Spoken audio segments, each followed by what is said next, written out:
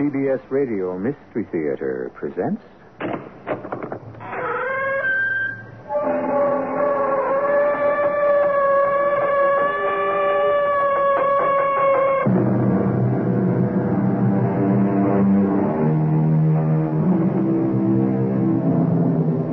Come in.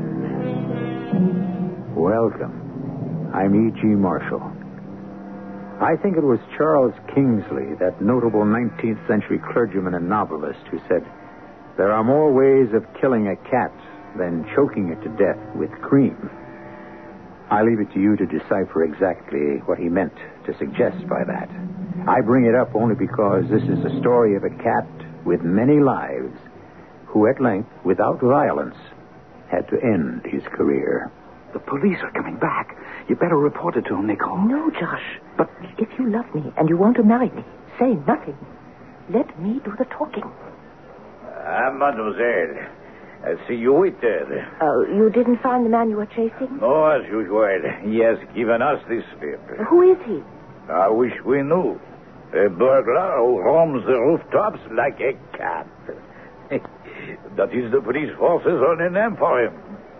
Le Chat.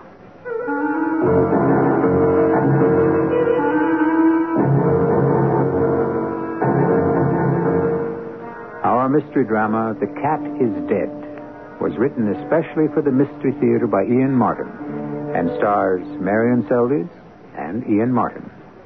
It is sponsored in part by Buick Motor Division and Contact, the 12-hour cold capsule.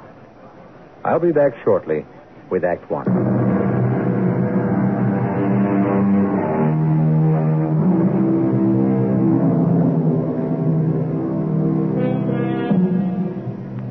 Are you a people watcher? I mean, whenever you pass or sit with others on the street, a bus, wherever, can you resist the impulse to speculate who your fellow travelers are, what they do, what kind of people they are? For example, we're on flight 843, bound from New York to Paris.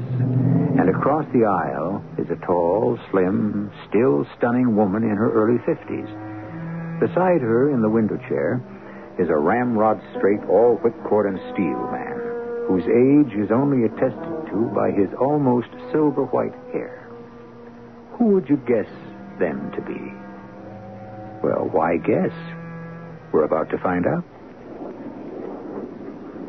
Nicky. I'm awake, Josh. I just wanted to be sure your belt was fastened. The sign's up. I didn't have to see it. I felt us losing altitude. You? Oh, I never take mine off. Habit. I love you. Because I keep my seatbelt fastened? Just habit. Now, there's a left-handed compliment. Well, I mean, after 30 years. No, Josh, not even a general can make me fall into habit. I wake up to it fresh every morning. What time is it? 5 a.m. Paris time. Midnight our time. American. Happy anniversary, dearest. Ditto. 30 years. How's Paris? You were looking at it out the window. Oh, Paris. Incredible as always. What is the mot juste? Formidable. No. For coming to our other home. Mine, not yours. Except that I am American now. And part of me will always be what you were, my French siren. Oh, thank you, Josh. It is the most wonderful 30th anniversary present you can give me. Already I feel 23 again, or younger. Well, that makes two of us. Oh, Nicole. Never ask a general to defend war. Except me. Because the war brought me you. Vive la guerre. Vive la résistance. Because it brought me you. Darling. Oh, Mommy.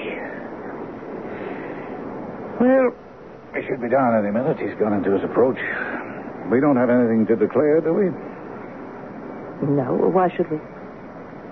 Oh, I don't know if I like that hesitation. Are you up to something? Don't you trust me yet? Wouldn't I be a fool if I did it all the way? You know you manipulate me like a puppet. Why, Brigadier General Josh Maynard, I declare, how can you talk that way? Nicole Lautier. Where did you get that phony Southern accent? It wasn't phony. All right. Was pretty good. But, I still want to know about the hesitation. Oh, that pause was only because I wasn't quite sure what it was you thought I ought to declare. Shall I tell the customs officer if he asks me that I love you? Oh, all right. Forget it. The only reason I asked is that I'm so anxious to get to the hotel, unpack, and start prowling all the old haunts. You, don't mind being on the left bank? Oh, Josh, we're here to return to the past and make it live again. That's the best present you could have given me for my 30th anniversary. To get rid of all those 30 years and to go back as near as we can to where it all began.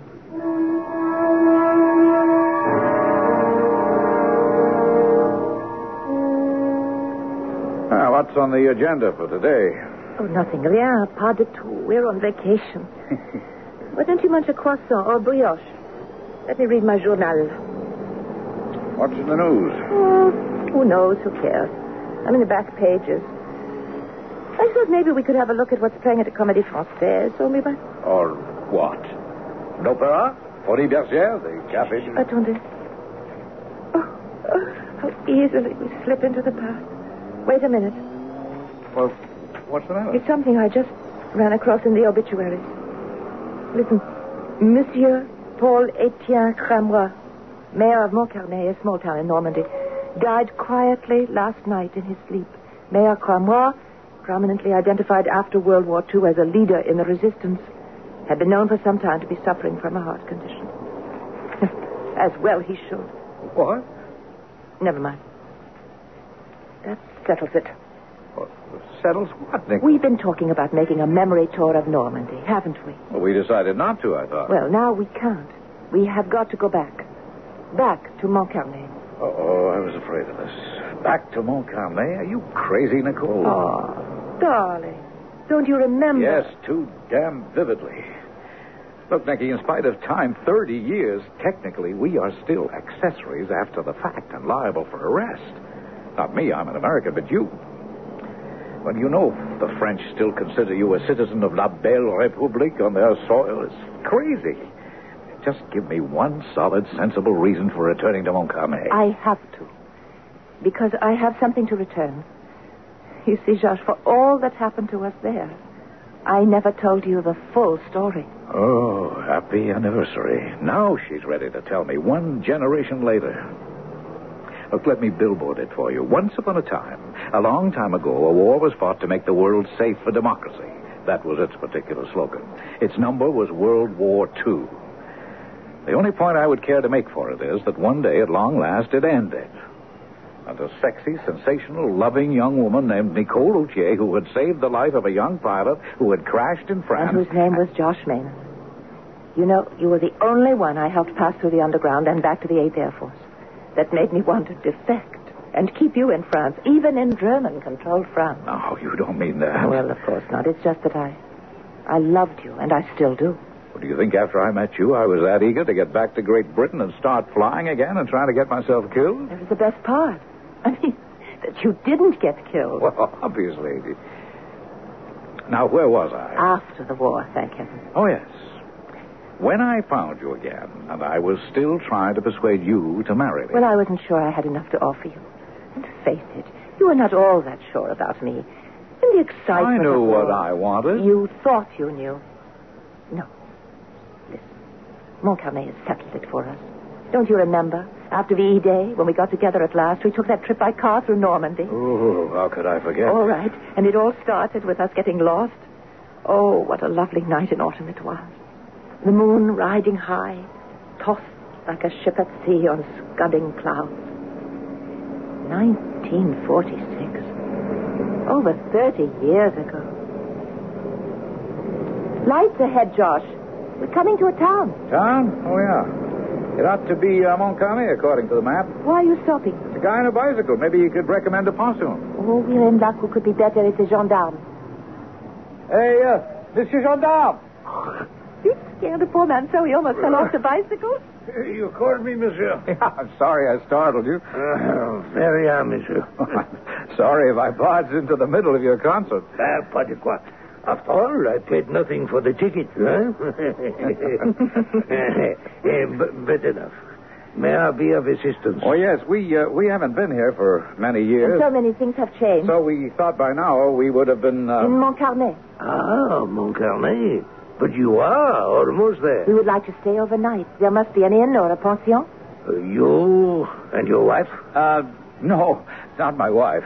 My name is Maynard. I'm a major in the 8th Air Force. Ah, then bienvenue, Monsieur Major. And this is my fiancée, Nicole Autier. Nicole Autier? Mon Dieu. Un moment, s'il vous plaît, my lantern. Oh, it is vraiment you, mademoiselle. You know me. Know you? Voyons. I remember so many years ago. You used to sing in Paris at Le Palais, no? Oh, I just filled in. I was not known. Oh, you were to me. You are kind to remember me. How could one forget? How you sang. I was, of course, covered with shame. Why? Oh, évidemment. I should have known who I was worshipping. But those were the years of the war, and the whole world was upside down. Are you still singing? Oh, no, I have found a better career. Ah oui, l'avenue d'amour. C'est votre mari, ce soldat-mate. No, this young American soldier is still my fiancé. But you've got the right idea, gendarme. Marie is what I want to be. You would be lucky, Monsieur l'Américain. And I think you too, petite chanteuse. These will be bad times for France after the war. Marry him and go to les États-Unis. I am going to take your advice, I think. But first, Monsieur le Gendarme, we need some place to stay for tonight. Oh, of course. Mille pardons. Voyons. If you are to reside in Montcarnet, there's only one choice. L'auberge. Down the road, next turn to the right, drive 1 kilometer to the heart of town. You cannot miss it on the left. Very small, but for les amis, très important. Well, if it's right for lovers, it's sure right for us.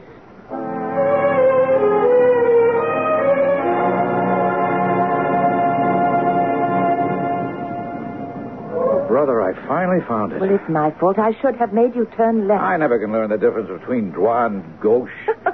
In the world to come for the rest of our lifetime, I think you'd better. Well, I don't know about the right, but I don't expect to be bearing that far left.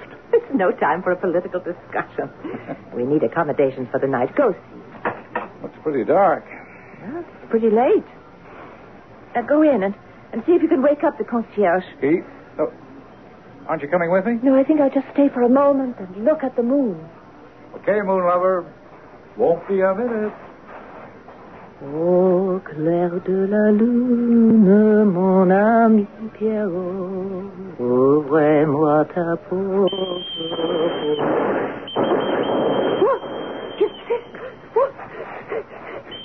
Mademoiselle, pour l'amour de Dieu, je vous en prie. Nicole. What? Oh, Barret. What is it? What's wrong? No time. For the sake of old days, I beg you, hide me. From whom? The police. Where? In your car, will lie on the floor in the back. Have no fear, Jean. You will be safe. Mademoiselle, pardon me, but did a man run past you? A man? What man? A thief. I'm sure he came this way. I was following him. Oh, yes, the man who was running. He turned. I saw him turn that corner. Down that way. Et de bois. Did you see him? No, Lieutenant. Well, this lady said he came your way and turned the corner. I just came from there. Ah, mademoiselle, we meet again. You know this lady. Can you vouch for her? With my life, Lieutenant. A young thief. He must have run off the road. And perhaps he could be in the car. I have the door closed, I thought. Oh, look if you want. I just got out when I heard all the excitement. Oh, I know the mademoiselle. You can trust her. Quickly, mon lieutenant, or le chat will escape. Very well. But I warn you, mademoiselle, do not leave. I will be back to ask you some questions. All right, Jean. They've gone. Like old times, eh? Yes, sure. But what... And no time for words, ma chérie. Only for this. Oh, God bless you. Au revoir. Au revoir, sure. But why should it be like old times when the war is over for more than a year? Or is it?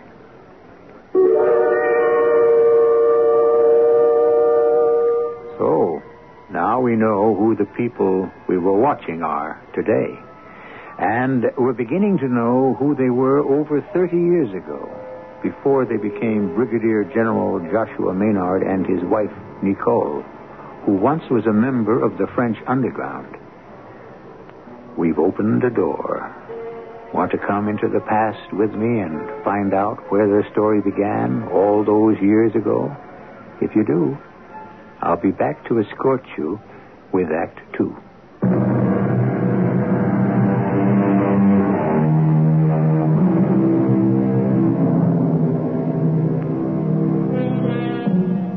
You'll remember we left Nicole in the year 1946, gazing after the two French policemen who were chasing a man named Jean Barrère, whom she had just hidden from them. And that the moment they were out of sight, she had released the man from the car where he was hidden, that he had embraced her fervently, kissed her, and vanished also into the night. Now, Josh, a major in the U.S. Air Force, still in uniform in those days, comes rushing out of the inn to her. Nicole! Nicole, are you all right? Ça marche, chérie. Do not worry. But I heard shots. No, not at me. Oh, what was it all about? Just after the cops ran off, I saw you helping some guy out of our car. Listen to me quickly and understand. I have just aided a man to escape from the police. What? Why in the name of... Don't ask questions, Josh, please. This man who escaped, we were in the underground, the resistance together. His name is Jean Barrère. Okay, the resistance. That was the war, and you had to choose up sides. But now, Nicky, you don't know what this guy has done. He could have murdered someone. No, not Jean. Come on, he didn't kill anyone during the resistance? That was different. In peace, Jean could not harm a soul. He's too gentle, too kind, too... What would you say? Moral. No, I know him too well. But, Clinch, I saw you know him very well. I think you're crazy to take any chances. In the old days, such a short time ago, we took many chances together, Jean and I. You were one of them, although you never knew him. You mean when I crashed during the Stuttgart raid, he helped you and the others smuggle me out and back to England? He was the one who picked you up when you parachuted down. He risked his life for you, dragging an unconscious man in daylight right under the noses of the Germans to one of our hideouts. Oh, so my hat's off to him, but these are different times. What different times? To help any member of the underground is simply a reflex action, as tonight. And at any time, I would trust Jean with my life. I would always be sure that... What is it? There's something in the pocket of my coat. He must have slipped it there when he embraced me. What? It's a necklace. Diamond necklace. Shh. The police coming back. You better report it to No. them. But if you love me, if you ever want to marry me, say nothing. Let me do the talking. Mademoiselle. I see you waited. That is good. You didn't find the man you were chasing. No, as usual, he has given us this slip. Who is he? Oh, I wish we knew. We know him only as Deschamps. But Guillaume tells me that you and he are old friends. Molly, you don't know. I do not claim so close an acquaintance. Anyone who has sung together at the Lapin Agile is an old acquaintance. Je vous remercie. And your companion? Major Maynard, 8th Air Force, and my fiancé. Ah, c'est bon. The 8th Air Force was the savior of France. Well, I wouldn't go that far, but I would. So you and Mademoiselle are beyond reproach. I was going to ask to search your car. Oh, go ahead, go on. Yes? What is all this excitement about? During the past few months, Mademoiselle, we have had a series of robberies in our town. I have men who can climb buildings as quickly and surely as they can. Enfin, since we do not know his name, that's what we call him. Le Chat. But what happened tonight? Tonight, he robbed again. And again, as usual, gave us the slip. Will you be staying here for tonight, mademoiselle? Josh? Oh, yeah, they have 2 rooms open for us.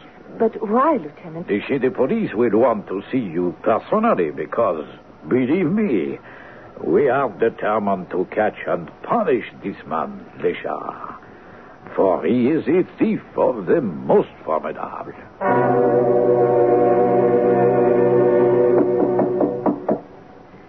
Nicole, it's Josh. Just a moment. Look, I have to talk to you. Is that all? Haven't you noticed I've changed since dinner? Oh, I'm sorry. You look...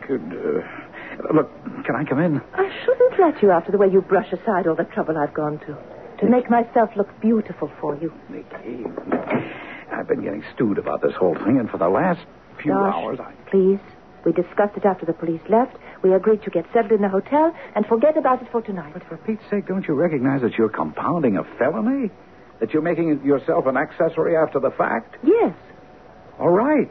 So now will you march right down to the police station, turn in the necklace, and identify this Jean Barreur as the thief? No. What? Oh, don't you see, George, it's a little late for that. I am already an accessory after the fact, whatever you call it. Yes, but... I don't know. I give up. What are you going to do then? Something else I learned in the underground. What? Wait. For what? For Jean to get in touch with me. I'm quite sure he will. Oh, and then I suppose you'll just turn the necklace over to him, no questions asked. I don't know. It depends on what Jean will tell me. Oh, fine. Well, I just hope they run a clean jail in Montcarnet and the chow's up to scratch. Oh, darling, don't be mad at me. It's very late and we should get some sleep. But tomorrow this will all be straightened out. And then we'll talk about our plans for the future. I wish I could be as sure of that as you pretend to be. I mean, it isn't even so much this crazy thing you've done as the guy himself. What do you mean? Well, the way you act, you could almost be in love with him. I'm in love with you, Josh. Can't you trust me? Yes, but you do sort of crumple it around the edges. Trust isn't a matter of degree. It is all or nothing. You either have it or you haven't. You know something, Billy? You're quite right. Okay. I'll back you all the way down the line. That's all I need to know. No. Yeah, that's good. Happy? Moderately. What now? I just can't help asking one more question. Were you ever in love with this guy? I mean, these last couple of years during the resistance, like a fellow says, in those days? In those days, we were all in love, Josh. But not with each other. We were in love with a cause. Good night, darling.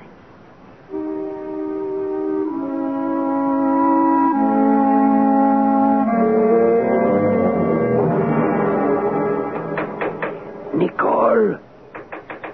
Nicole, open the window. C'est Jean.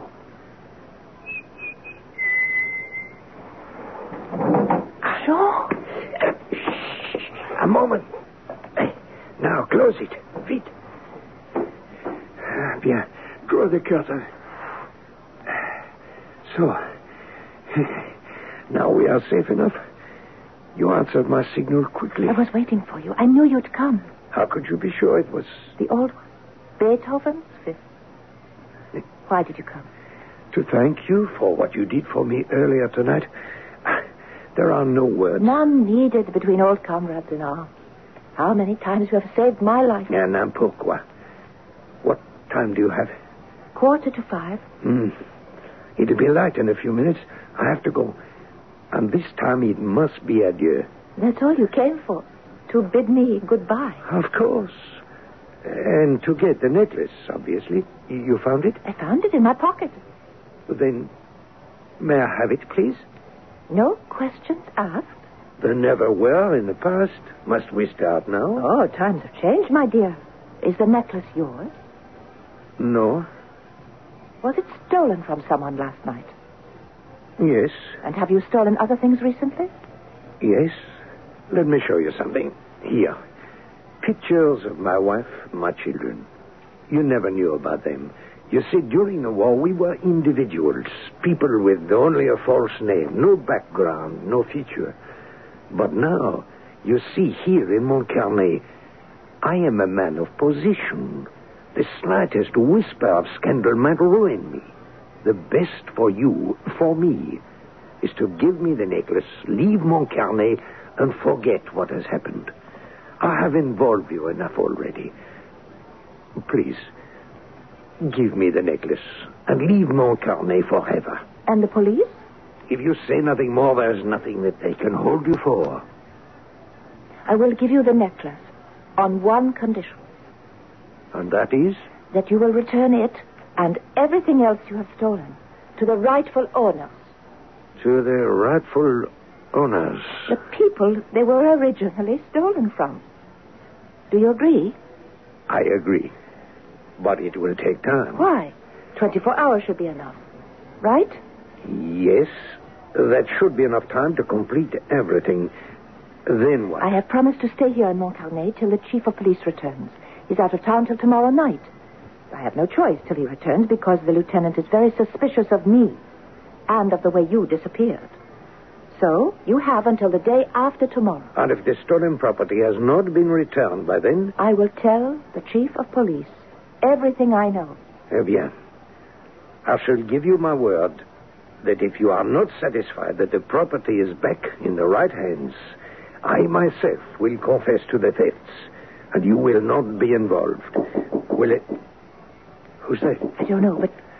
It could be the police. I must go. Wait here. The necklace. Oh, bien. Now the window. My thanks. I commend you to le bon Dieu. It is you who needs the commending. Hurry. Nicky, you all right? Huh? Who is it? Josh.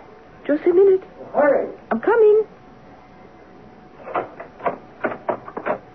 What is it, Josh? Come in. I don't know. I thought I heard voices in here. Were you talking to someone? Yes. Oh. Jean? Yes. Where is he? He's gone. The window? Yes. The necklace? Gone. With him. Nicky, what are you letting yourself in for? The man is a thief. Now, perhaps, but he was a comrade and a patriot. He deserves a chance to redeem himself. What chance? He has promised to return everything he has stolen within 24 hours. I gave him that chance. You trusted him? I trusted him. I can only hope he will not fail my trust.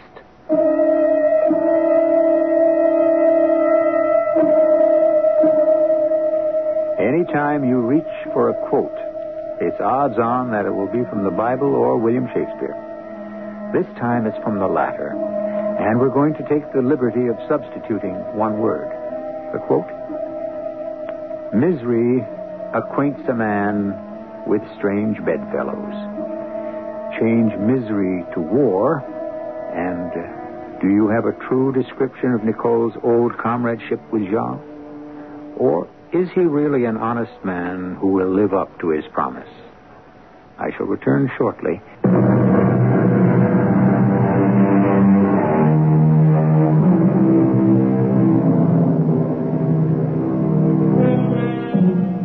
Examining that quote again. Misery acquaints a man with strange bedfellows. There is perhaps one other word that has a bearing on our tale, which affects only one in our cast of characters. Remember that we are back in the year 1946. That Josh is a young man deeply in love with, but not yet married to, Nicole. So suppose we paraphrase the quote thus: War acquaints a woman with strange bedfellows. And with that in mind, we can understand Josh's fury as he bursts into Nicole's room the following day. Josh, what's the matter? Oh, nothing. Nothing at all. I just thought you might like to see the afternoon paper. Don't tell me we're back at war. Just read it and weep. Le Chat prowls again. Daring robbery yields him over 200,000 francs. Yeah. There's your knight in shining armor. Not only has he failed to return all the things he has stolen as he promised, but he laughed at you and did it again. I can't believe it. I just can't believe it. I would have trusted Jean with my life. You've trusted him with part of it anyway. Nicole, if you have to confess your share in this, I don't see how you can stay out of jail. What are you going to tell the chief of police? I don't have to tell him anything. Yet. Oh, you've got to be kidding. Nicole, what were you and Jean Barrère to each other that you still can trust him? Comrades in arms and nothing else. That gets a little hard to swallow when you're willing to go this far out on a limb for him. And if you think I'm going to stand by and see a generous impulse get you in trouble... No need. A few more hours, I can cut myself free. I gave Jean 24 hours, and I will live up to that. And then I'll go to the chief of police.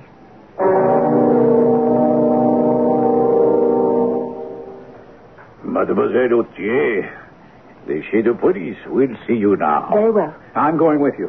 Why? Are you afraid I won't tell the truth? I'm sorry, Monsieur Ménard. But the chef wishes to see the Mademoiselle alone. Too bad about him. I'm still going along. Please, Josh, don't make a fuss. Okay, I don't like it, but... Okay. Just keep your fingers crossed. Hello, Lieutenant? What is the name of your chef de police? Capitaine Georges Gérard. No, permettez-moi. Capitaine Gérard. Mademoiselle Nicole Autier. Thank you. You may leave us. Oui, mon capitaine. Capitaine Gérard. Georges Pierre Gérard. My real name. But you are Jean Barrère.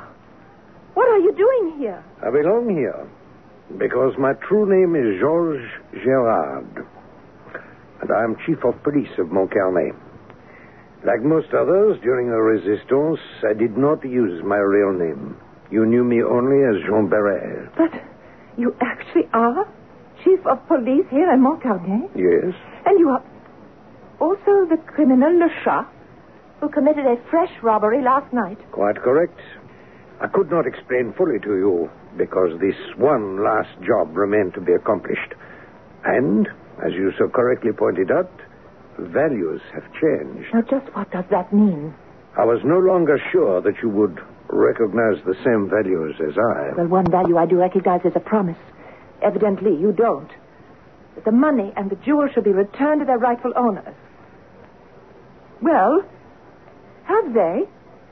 I shall let you be the judge. Enfin, let me explain. As perhaps I should have done before.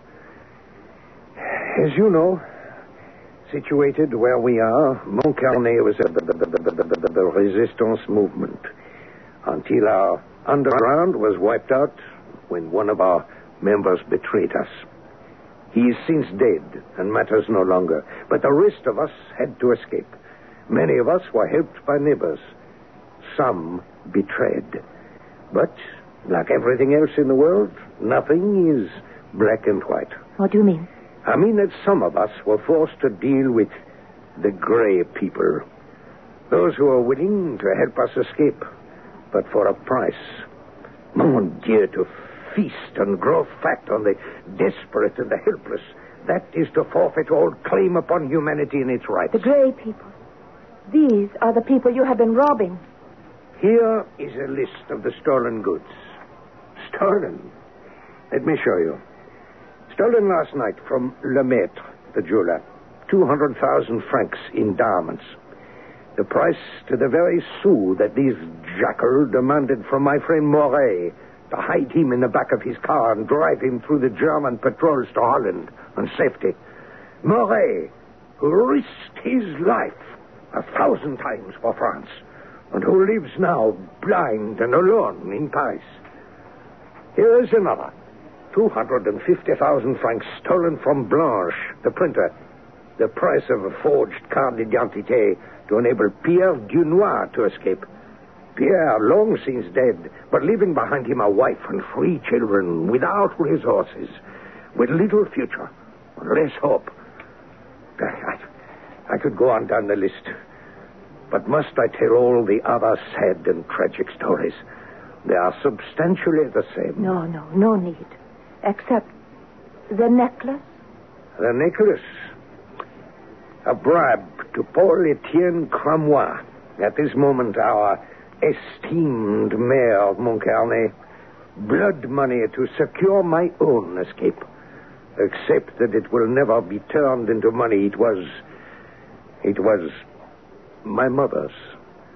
That cannot be returned to its rightful owner, since my beloved mother is dead. She has no need for it. Here it is. I couldn't bear for it to be owned for greed in place of love.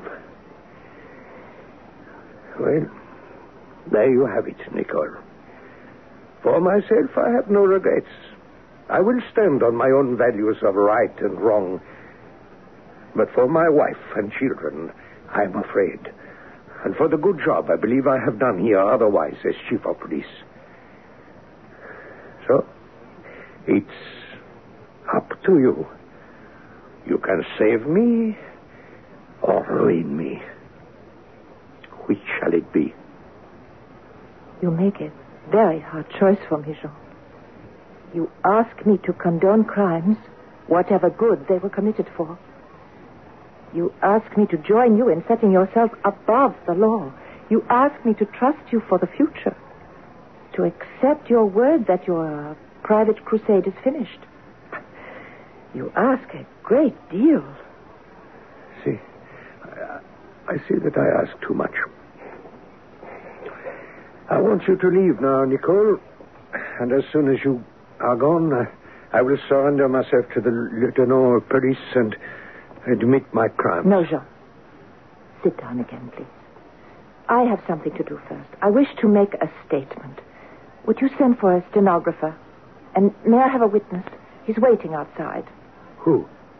My future husband, Major Josh Maynard. Josh, this is the Chief of Police Gerard, with you as witness, and aware that a transcript is being made of all I say. I wish to make a statement. 3 nights ago, a man named Jean Barrère came running down the street in front of a hotel with the police chasing him. Because of my past knowledge of this man, believing in him and his basic morality, I helped him to escape from the police. Nicky, hold it. Don't do this. Wait till you have a lawyer. Please, Josh.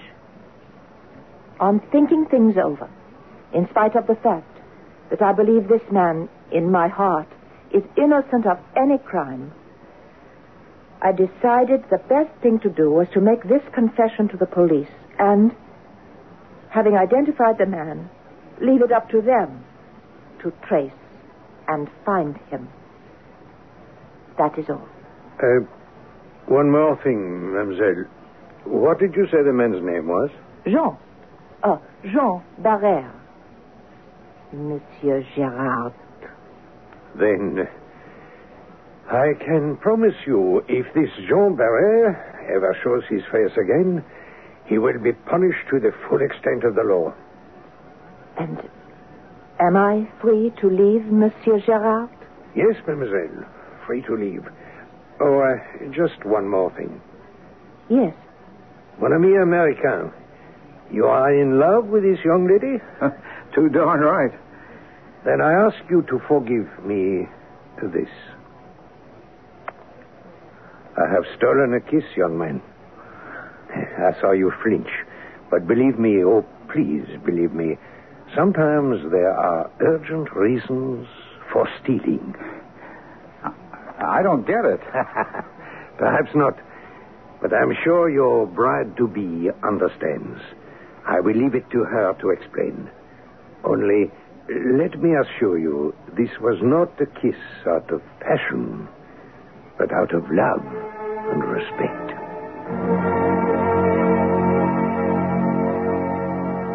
So now, 30 years later, at last you have the whole story, Josh.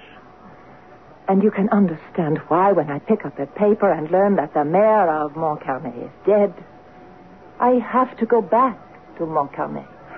I'm sorry, honey, but I don't understand. Why do we have to go back there? It's past history. Not quite. Oh, you're so anxious to see Jean, whatever his name is again? No, I have something to return. What? The necklace. You mean you've had it all these years? As long as the estimable mayor of Montcarnet was still alive. Obviously, Jean had no use for it. Since he heisted it from the mayor, I see your point. And besides, I thought it was a good idea to hang on to it as a guarantee of, well, Jean's good behavior. Okay, darling. You know I can't refuse you anything. Oh, I have to take it to him. It was his mother. And though she's long since dead, I think it belongs to his wife. You know something? What? I love you. Still, after 30 years of marriage. After 70, 80, 100... And you know how I can prove it? How? I'm still jealous of every other man now, today, tomorrow, and yesterday in your life. Like what? Like, when you see this cat burglar patriot top cop again, you wouldn't be planning to return anything else, would you? What, for example? Well, for example, there's still the matter of that goodbye kiss he swarmed all over you. 30 years ago, you still remember. Yes, and I still resent it. Then I have a better idea. I will let you return it right now. Oh, now you're talking. Oh. Well, better than the chief of police? So much better, darling. That was a kiss that didn't have much respect, but it did have love and passion. We can always go to Montcarnet tomorrow. Hmm?